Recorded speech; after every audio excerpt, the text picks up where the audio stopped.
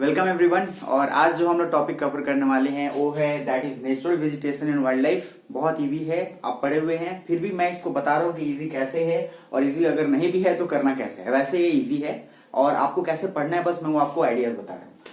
Simple देखिए, अगर natural vegetation इन wild life की बात करें तो ऑटोमेटिक यहाँ पे नेचुरल वेजिटेशन एक टाइप हो गया, दूसरा वाइल्ड लाइफ है। इसके अंदर टॉपिक देखें तो फ्लोरा एंड फौना पे थोड़ा डिस्कशन है, फिर वेजिटेशन के टाइप्स हैं, इकोसिस्टम थोड़े बहुत छोटे शॉर्ट्स डेफिनेशंस भी हैं, प्लस वाइल्ड लाइफ के अकॉर्डिंग वाइल्ड लाइफ के बारे में भी है थोड़ा। ठीक है, स्टार्ट करते हैं नेचुरल वेजिटेशन से। तो सिंपल आप ध्यान रखिए, नेचुरल वेजिटेशन क्या होता है तो वो ऐसा प्लांट कम्युनिटी, पहली बात वैसा प्लांट कम्युनिटी जो कि नेचुरली ग्रो हुआ है और उसमें ह्यूमन का इंटरफेरेंस है, ह्यूमन उसको बहुत सालों तक डिस्टर्ब बिल्कुल नहीं किया हो, उसको बोलते हैं नेचुरल वेजिटेशन। इसको शॉर्ट टर्म पे एक और वर्जिन वेजिटेशन भी बोलते हैं डेफिनेशन के तौर पे। ठीक है, तो नेचुरल वेजिटेशन क्या है? ऐसा कम्युनिटी जो खुद ग्रो हुआ है, which grows naturally without human help and has been left undisturbed for a long time. अब जैसे हम लोग चावल एंड ऑल जो हम लोग उसको बोते हैं, राइस एंड व्हीट, तो वो क्या है हम लोग कट डाउन करते हैं फिर हार्वेस्ट करते हैं, तो that will not come under the natural vegetation क्योंकि वो डिस्टर्ब तो होता ही है ना ह्यूमन के द्वारा। ठीक है, नेक्स्ट अगर बात करते हैं फ्लोरा, तो सिंपल फ्लोरा क्या होता है? प्लांट स्पीसीज को डिनोट करता है इन अ पर्टिकुलर एरिया और particular period. Then fauna animal species को डिनोट करेगा, जितने सारे एनिमल स्पीसीज है इन पर्टिकुलर एरिया और पर्टिकुलर पीरियड, उससे ज्यादा कुछ दिमाग नहीं लगाना है। अब एक सवाल आता है कि आखिर इतने वेरिएशंस होते क्यों हैं? Why flora and fauna and why there is great diversity?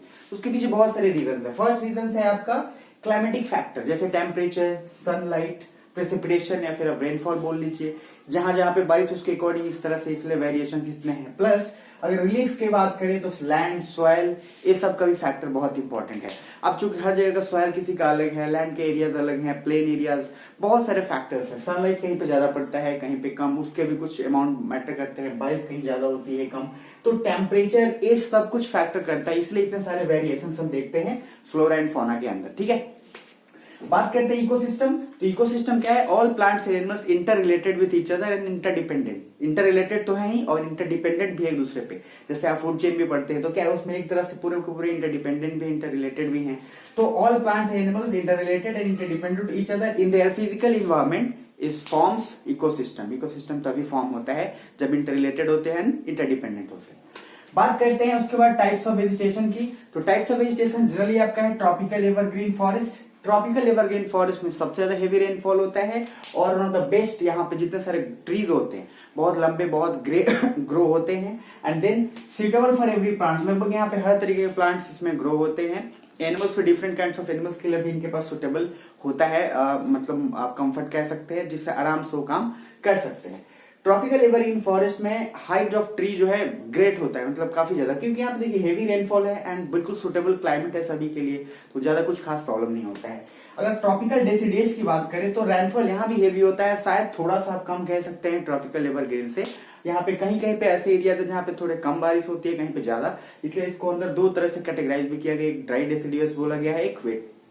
तो ड्राई के अंदर बस थोड़े से रेनफॉल होते हैं, जैसे कि 100 टू 70 सेंटीमीटर के बीच में कह सकते हैं, और जहां पे रेनफॉल के चांसेस 200 टू 100 सेंटीमीटर के बीच में होते हैं।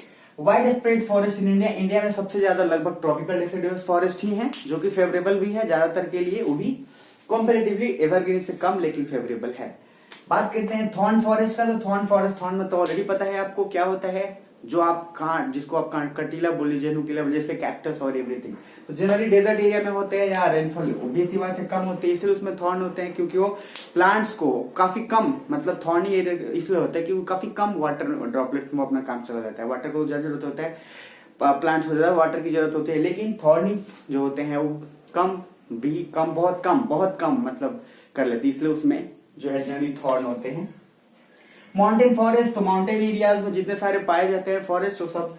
मैनग्रोव की बात करें तो कोस्टल रीजन के एरियाज में जितने सारे होते हैं उसको मैनग्रोव फॉरेस्ट बोलते हैं। देखिए ये जो मैंने बताया इसके बारे में एक दो लाइन आप और ऐड कर सकते हैं, इसमें कोई प्रॉब्लम नहीं है, बट जो कंडीशन माउंटेन फॉरेस्ट का होगा सेम माउंटेन फॉरेस्ट, मतलब माउंटेन इसलिए दिया गया mountain forest, mangrove coastal region पे।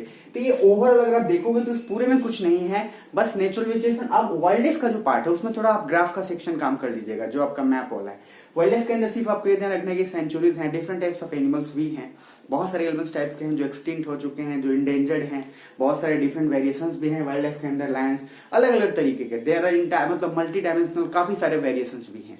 तो आप उन सबको एक बार बस सिर्फ एक थ्रू आउट एक रफ आइडिया देख लेंगे, दूसरा कुछ ज्यादा खास ध्यान रखना है। बात आते हैं अगर कंजर्वेशन की बात करें तो ऑलरेडी आपको पॉइंट बताया गया है, grow more and more trees, awareness फैलाएं, सब कुछ आपको उसमें ऐड कर देना है, ठीक है।